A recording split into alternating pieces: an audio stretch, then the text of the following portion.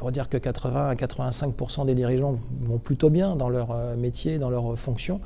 Mais ceux qui vont mal peut-être un petit peu plus tôt et de manière un peu plus forte et sont difficiles à repérer parce que l'état de santé psychologique et physique d'un dirigeant est directement corrélé à l'état de santé de son entreprise.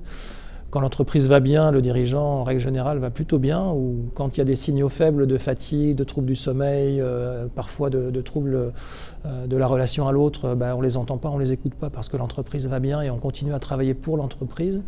Mais le souci, c'est que quand l'entreprise commence à être en difficulté, souvent ces petits signaux, on ne les a pas écoutés. Et quand l'entreprise va mal, on commence à aller très mal, à s'inquiéter beaucoup. Et tous ces petits signes deviennent des signaux d'alerte importants et le dirigeant va aller assez rapidement très mal, s'inquiéter beaucoup, dormir encore moins, se couper un peu des relations, donc se repiler sur lui-même, arrêter les activités dans lesquelles il était plutôt positif, prendre de mauvaises décisions et du coup effectivement être rapidement en difficulté.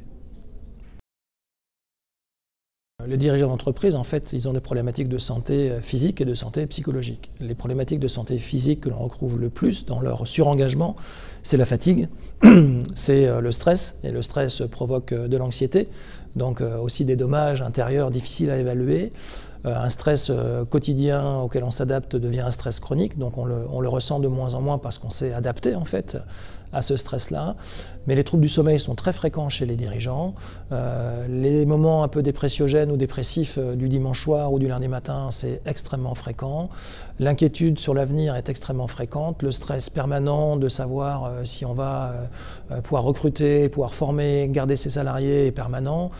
L'économie de l'entreprise est une pression permanente. La perspective, je dirais l'anticipation des difficultés est permanente. Donc en fait, tous les indicateurs somatiques et psychiques sont souvent liés au stress accumulé, à l'incidence de ce stress-là sur les attitudes, les comportements, mais aussi le somatique, c'est-à-dire le sommeil, l'alimentation, le rapport aux autres, l'anxiété. Donc voilà, c'est plutôt ces signaux-là qui sont mais des signaux finalement auxquels on s'adapte. C'est ça le problème chez le dirigeant, c'est qu'on s'adapte parce qu'on travaille encore plus quand on est en difficulté. On n'écoute pas trop les petites douleurs aux genoux, au dos, parce qu'il faut travailler. Et en règle générale, ces petites douleurs psychiques ou somatiques s'accumulent et quand on est en grande difficulté, ça lâche de manière importante. Donc évidemment, quand les dirigeants sont surengagés dans le travail et qu'ils ont des troubles du sommeil, des troubles de la relation, des troubles alimentaires et sont de plus en plus stressés, ça amène effectivement à des moments dépressifs où on se replie sur soi. Et les moments dépressifs, quand on est face à des situations difficiles, on cherche des solutions, parfois les solutions on ne les trouve pas. Et malheureusement, pour certains d'entre eux, ces moments-là deviennent des moments extrêmement angoissants. On finit par perdre ses propres capacités psychiques parce qu'on est épuisé psychologiquement et épuisé physiquement. On a parfois des idées noires et les idées noires peuvent se transformer en idées suicidaires et les idées suicidaires en scénarios suicidaires. Et malheureusement, les tentatives de suicide et les suicides sont fréquents chez les chefs d'entreprise, particulièrement dans les moments les plus difficiles, notamment autour de la liquidation judiciaire de l'entreprise, où on risque de tout perdre, de ne pas avoir le droit au chômage et d'avoir perdu entre-temps tout ce qui faisait notre identité, notre dignité. Et en fait, quand on a le sentiment de risquer de tout perdre, ou quand on a tout perdu avec la liquidation judiciaire de son entreprise familiale, par exemple, je comprends qu'on ait envie effectivement d'en mourir. APESA est un des dispositifs qui est effectivement dédié aux chefs d'entreprise, puisque c'est un dispositif de prévention du risque suicidaire du chef d'entreprise.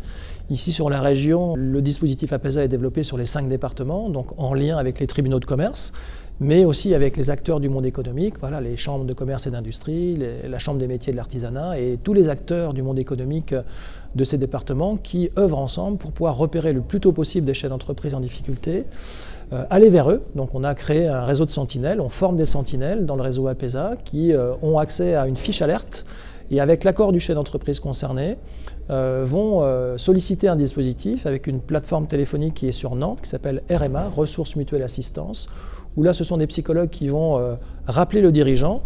Un chef d'entreprise va être rappelé dans la demi-heure qui suit la fiche alerte lancée par une psychologue. Donc c'est important aussi la démarche d'aller vers le dirigeant. Donc c'est nous qui appelons le dirigeant pour faciliter le fait qu'il accepte d'échanger. À la fin de cet entretien, on va solliciter un des psychologues du département. Donc on a des conventions avec une quinzaine de psychologues sur chacun des départements de la région. Et le psychologue le plus proche du lieu d'habitation du dirigeant va être lui aussi à l'initiative de l'appel. Donc on va communiquer au psychologue les coordonnées du dirigeant. le psychologue va rappeler dans la journée le chef d'entreprise pour lui proposer une première consultation dans les 5 jours qui suivent l'alerte. Et ce dirigeant va bénéficier de 5 consultations gratuites pour le dirigeant et payées par les associations APESA qui sont chacune sur les départements concernés.